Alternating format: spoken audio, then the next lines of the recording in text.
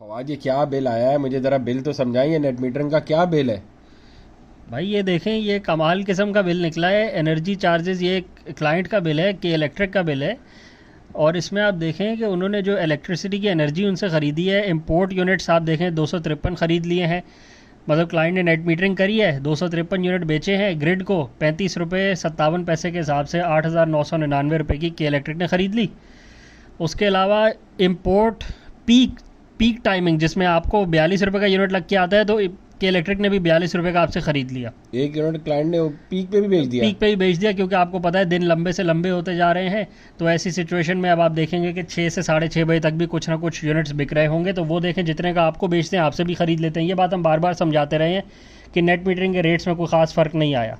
और उसके अलावा जो एक्स्ट्रा यूनिट्स इन्होंने बेचे हैं वो NAEPP रेट्स पे, national alternative electric power purchasing rate पे ख़रीद लिए हैं, जो 22 रुपये 42 पैसे का रेट है। तो 1800 यूनिट मुझे 3 महीने इकट्ठे किए उन्होंने, वो इस रेट पे ख़रीद लिए हैं। वो 40,000 रुपीज़ का, क्योंकि क्वार्टर ख़त्म हुआ है अभी, तो अभी मार्च का बिल आया है, तो क्वार्टर ख़त्म हुआ है, तो सारी एडजस्टमेंट पिछले 3 महीने की कर दी है।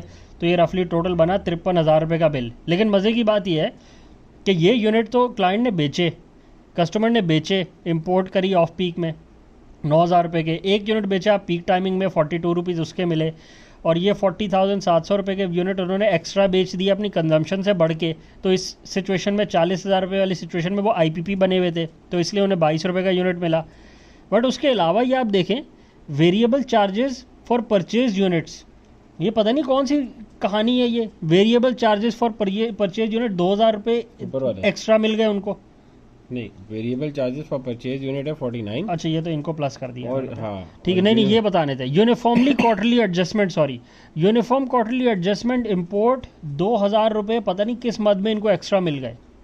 फिर उसके साथ साथ एक सरचार्ज भी मिला उनको इंपोर्ट पे, 386 रुपये भी एक्स्ट्रा मिल गए। और उसके अलावा एक एडिशनल सरचार्ज इन पे भी लग गया, 820 रुपये एक्स्ट्रा मिल गए इनको। तो ये 2100, 386 और 800 रुपये, ये कुछ 3,300 400 रुपये इनको एक्स्ट्रा मिल गए। किस कोची में? अब ये तो थे सोलर के प्रोड्यूसर, इन्होंने अपने घर पे एक छोटा सा 10 किलोवाट का सोलर का प्लांट लगवाया था कि ये बिजली बेचा करेंगे। इन पे पता नहीं यूनिफॉर्म क्वार्टरली एडजस्टमेंट कैसे लग गई और इनको 2100 रुपये एक्स्ट्रा कहाँ से मिल गए। यूनिफॉर्म क्वार्टरली एडजस्टमेंट तो ये होती है ना कि यार पेट्रोल की प्राइसेस ऊपर नीचे होती रहती है, तो चलो हम 3 महीने की एक क्वार्टरली एडजस्टमेंट निकाल के और 2 रुपये 5 रुपये ऊपर कर लेंगे। बिल्कुल ये ऐसी तो सोलर से बिजली बना रहे थे ना, इनको किस कोची में मिल गई 2100 रुपये? तो इससे आप अंदाज़ा लगाएं कि जो इन्होंने फॉर्मूला बनाए हुए हैं उसमें देखते ही नहीं है कि किसको कौन से पैसे दे रहे हैं। सोलर वालों पे कौन सी क्वार्टरली एडजस्टमेंट लग गई है भाई कि वो पिछले साल फ्यूल महंगा था तो इस साल फ्यूल सस्ता है या महंगा हो गया है तो उनको एडजस्ट करवा के दें।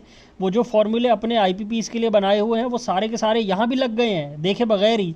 और ये पैसे का ज़िया नहीं है क्या? ये पैसे किस मद में गए हैं? अगर इनको 2100 रुपये कुछ ना करके मिल गए हैं, तो जो IPPs को पता नहीं कितने रुपए मिल जाते होंगे, अरबों रुपए, क्योंकि उनको भी ये वाली कैटेगरी लगती है कुछ ना करके, और उनको ये सरचार्ज की भी कैटेगरी लगती है, और उनको भी ये सरचार्ज की कैटेगरी लगती है।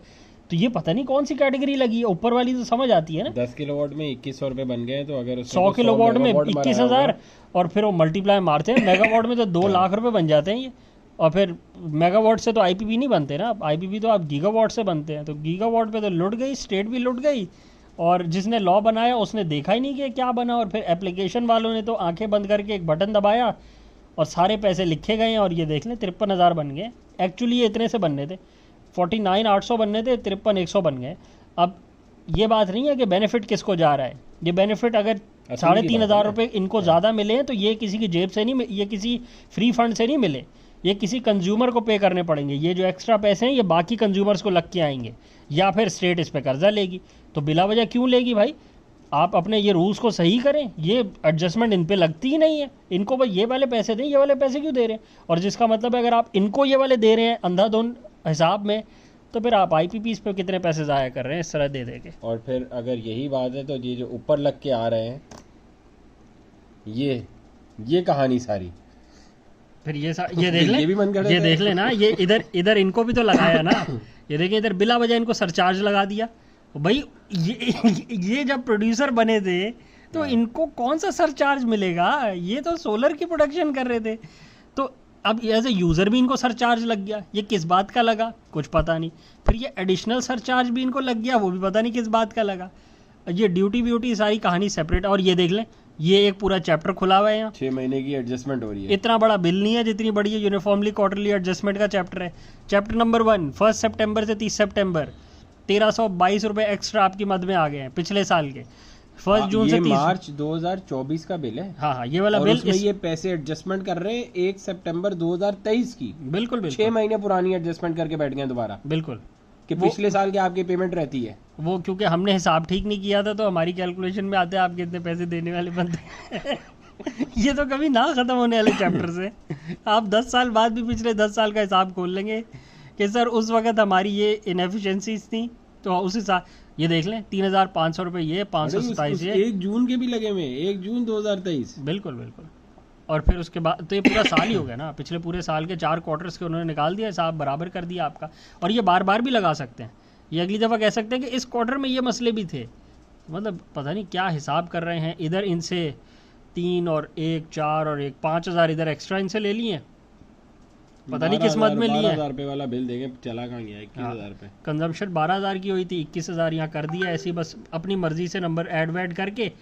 और फिर वो क्योंकि फॉर्मूले ही सारे उल्टे हैं तो इनको देते वक्त भी पता नहीं लगा तो ज़्यादा दे दिए, नीचे भी ज़्यादा दे दिए। और जब इनको ज़्यादा दिए तो आप समझ लें फिर सबको ही ज़्यादा दे देते होंगे।